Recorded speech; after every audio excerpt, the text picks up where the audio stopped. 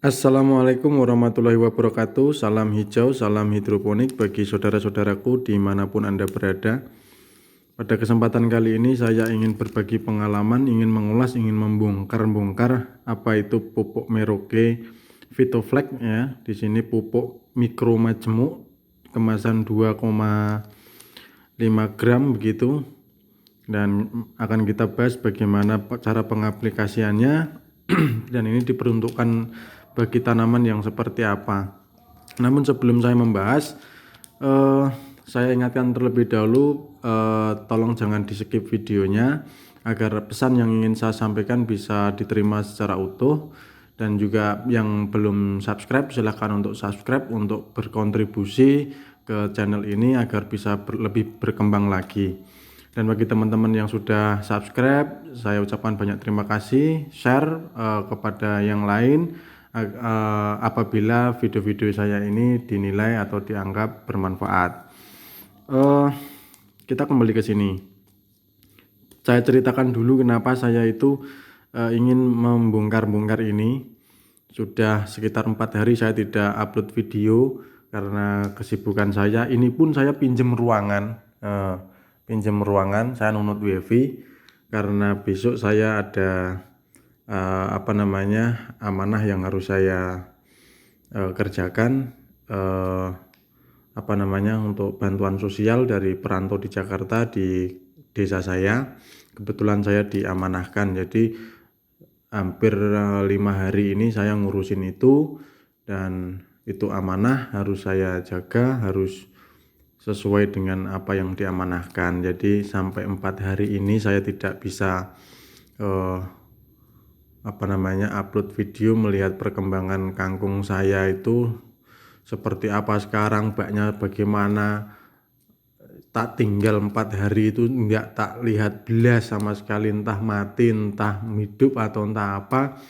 Baru besok sore saya bisa melihatnya.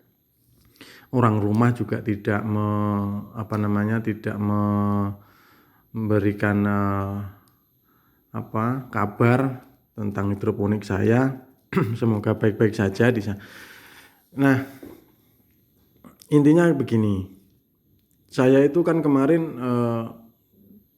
cari sembako untuk paketan lewat toko pertanian. Saya mampirlah ke sana. Ternyata ada produk dari Merauke Tetap Jaya begitu, yang kemasan kecil seperti ini. Ya, saya lihat-lihat, loh, kok ada yang kecil ini, kok sasetannya kecil. Saya tertarik di situ. Kemudian saya beli. Kemudian saya membaca di sini. Kemudian, wah, ini kok ada yang perlu saya sampaikan kepada teman-teman kan gitu. Makanya ini saya sempatkan ini. Ini kan maghrib sekarang tanggal 20 bulan 4 2020 ya. Saya sempatkan kepada teman-teman ini, tak taruh di jaket ini. Saya harus menyampaikan ini. Semoga nanti apa yang saya sampaikan juga bermanfaat. Jadi gini. Ini adalah pupuk mikro majemuk dari Merauke. Ini namanya Vitoflex ya. Ada 2 macam, Vitaflex dengan Vitoflex. Tapi yang ini Vitoflex. Ya. Yang Vitaflex itu ada. Nanti akan saya carikan fotonya, saya kirim di story YouTube. Bagi yang sudah mensubscribe channel ini pasti akan lihat, tapi bagi yang tidak subscribe saya tidak tahu bisa lihat atau tidak, tapi kelihatannya hanya untuk yang subscribe saja. Kita bahas yang Vitoflex. Ini kameranya agak blur ya, tapi akan saya bacakan di sini saja. Perhatikan baik-baik. Merauke Vitoflex adalah pupuk mikro dalam bentuk powder yang berkualitas tinggi, sangat mudah larut dalam air dan mudah diserap oleh tanaman. Cara menggunakan pupuk ini adalah dengan menyemprotkan ke daun tanaman untuk mengatasi kekurangan unsur hara Mn, Zn, Fe, B, Cu, dan Mo.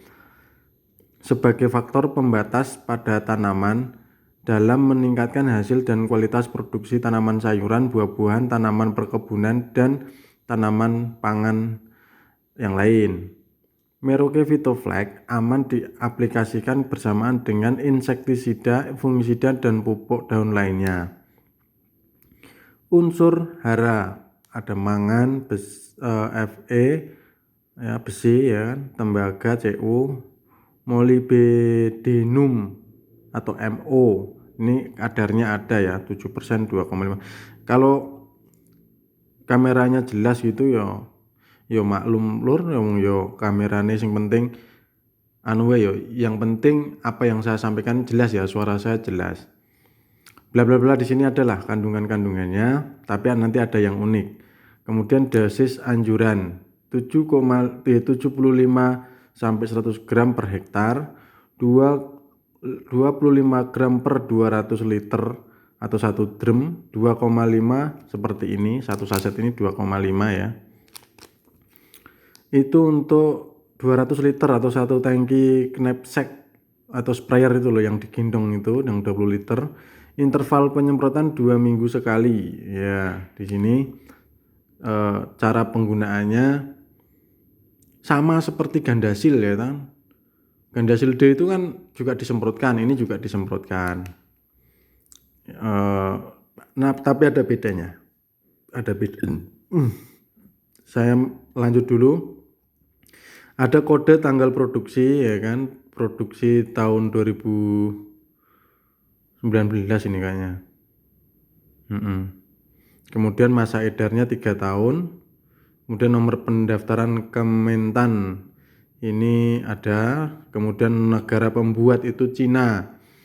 Dan cuci tangan setelah kontak dengan produk. Oh ini ada cuci tangan juga. Ya kan. Kemudian diimpor dan didistribusikan oleh PT Merauke Tetap Jaya.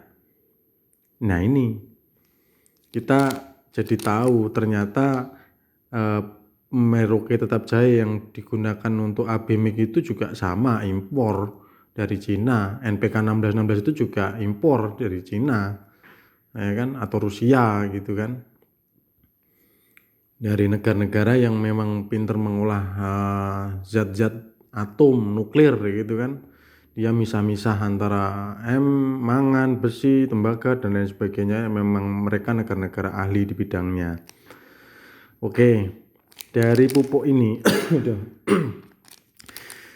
penggunaannya jelas ya, untuk disemprotkan. Artinya ini pupuk daun, sama seperti Gandasil D. Yang membedakan di sini adalah unsur kandungannya. Di sini jelas pupuk mikromajemuk. Nah, mikromajemuk ini kalau di AB-Mik biasanya dimasukkan di unsur yang B, ya kan. Di sini ada mangan, Fe, tembaga dan lain-lain. Yang berbeda di sini tidak ada unsur NPK ya kan. Unsur makronya nggak ada. Ya inilah Merauke Tetap Jaya itu memisah-misah gitu loh.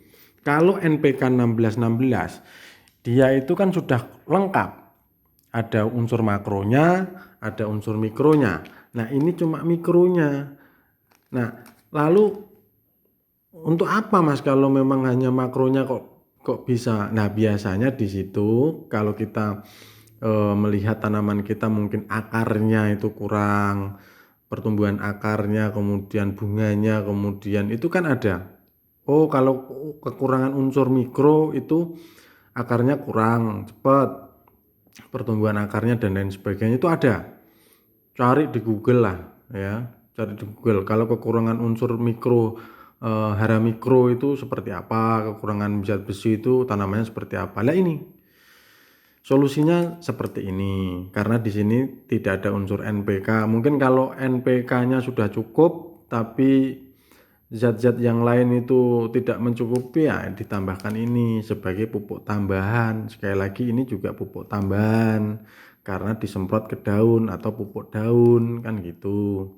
Paham ya sampai di sini ya? Sama mirip seperti Gandasil D.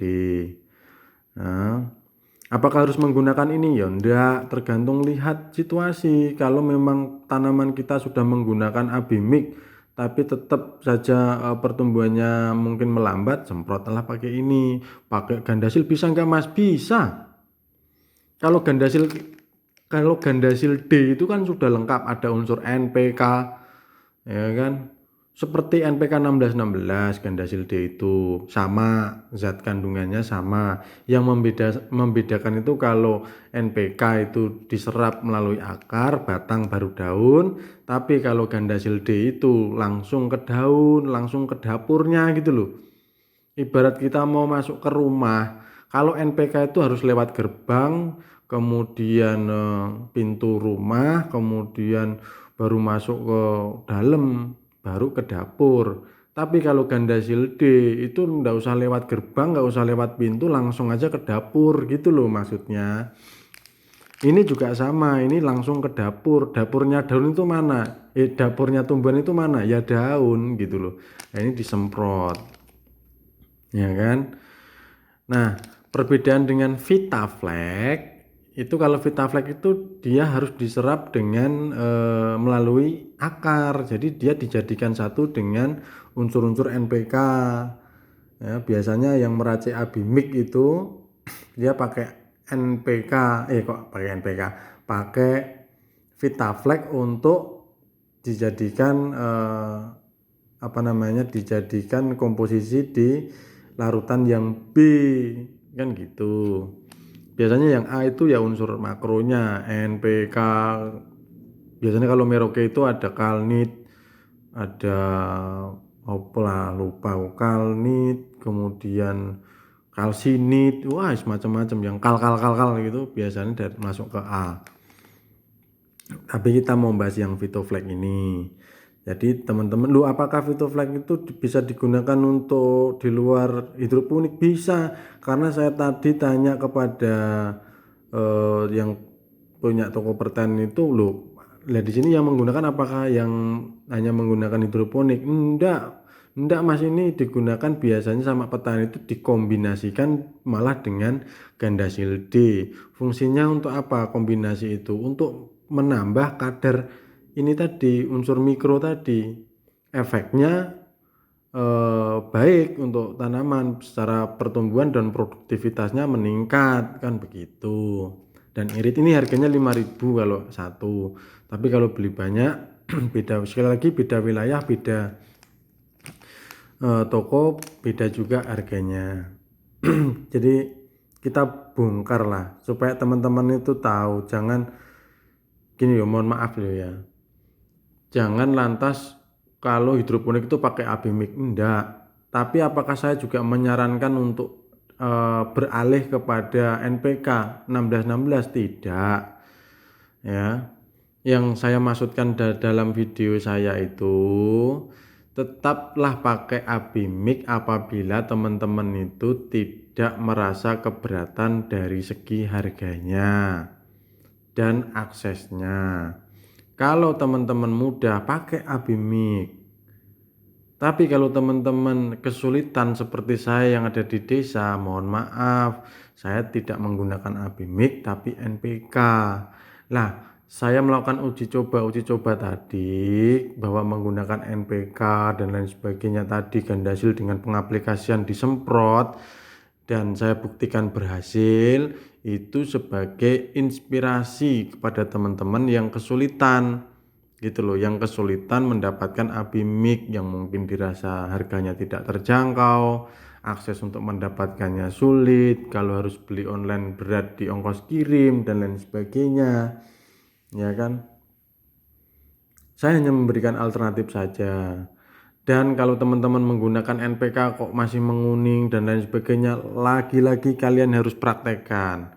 Karena saya tidak bisa mengatakan atau mendampingi kalian teman-teman, ya kan, setiap hari itu enggak bisa. Saya praktekkan seperti ini, maka lakukanlah. Apabila masih gagal, bukan NPK-nya yang salah, sekali lagi, tapi apakah teman-teman itu sudah benar dalam melarutkannya, kemudian sistem hidroponiknya bagaimana, apakah airnya dingin, apakah kadar oksigennya itu juga tercukupi, ada banyak faktor. Oleh sebab itu teman-teman, saya berani mengatakan NPK 1616 cukup dan itu pun bisa. Buktinya di video-video saya. Ya, kalaupun teman-teman gagal dalam sekali tulis di kolom komentar. Banyak kok teman-teman yang sudah menggunakan NPK saja tapi sudah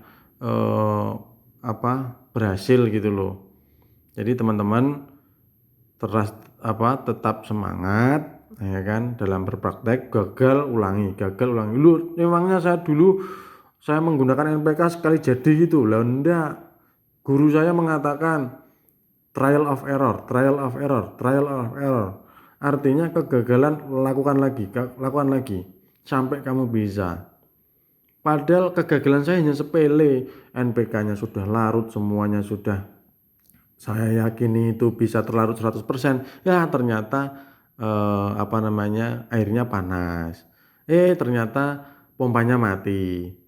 Nah, hal-hal di luar daripada penggunaan NPK ini juga berpengaruh. Pastikan semuanya bekerja dengan baik. Itu ya. Ini saya bongkar pupuk Merauke VitoFlex itu tidak hanya untuk hidroponik, segala macam sistem pertanian bisa menggunakan karena ini untuk tanaman. Ya. Dan ini untuk disemprotkan sama seperti gandasil pengaplikasiannya ya kan. Bedanya di sini kan mikro. Ini sekali lagi ini mikro. Paham ya teman-teman, tetap semangat.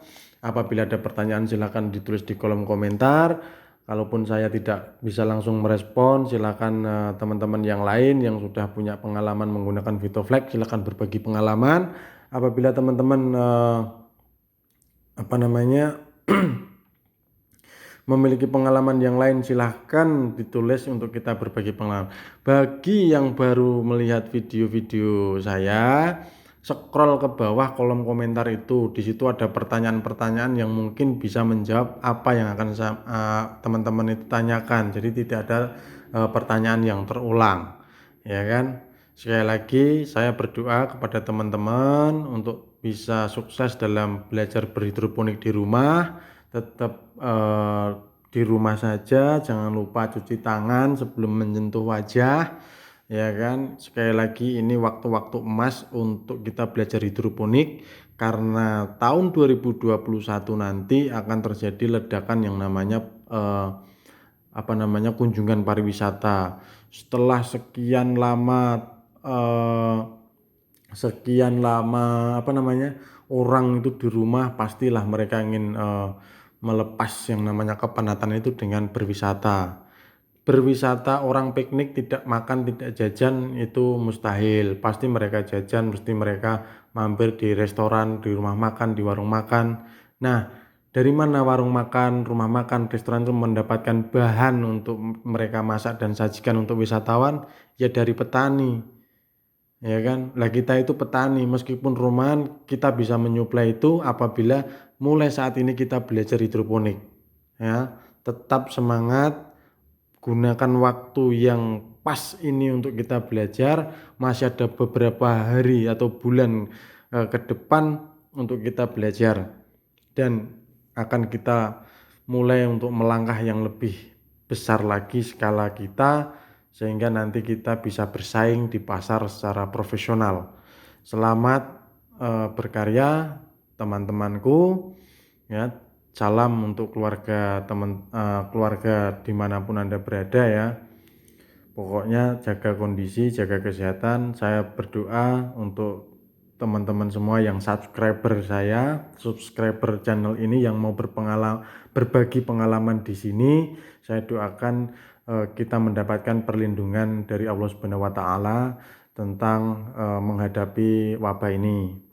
Segala macam hal, baik ekonomi, kesehatan dan lain sebagainya, pokoknya kita mendapatkan perlindungan. Bagi yang belum subscribe, saya juga berdoa agar teman-teman juga bisa berkontribusi di channel ini dengan cara subscribe ya. Kemudian kita bisa berbagi pengalaman bersama. Mungkin itu dulu dari saya. Wassalamualaikum warahmatullahi wabarakatuh.